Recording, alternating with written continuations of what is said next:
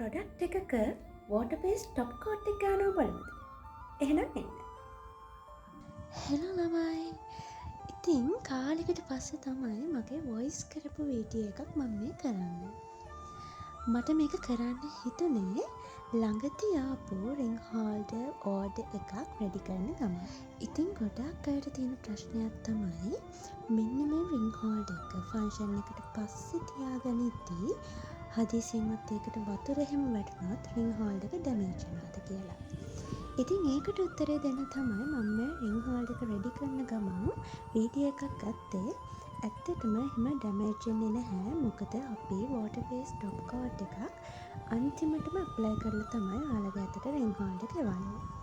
ඉතින් water base එක apply කරපු ගමන් ඔයාලට පේන්නේ මෙන්න මේ වගේ ලොකු ෂයින් එකක් එක්ක තමයි පේන්නේ.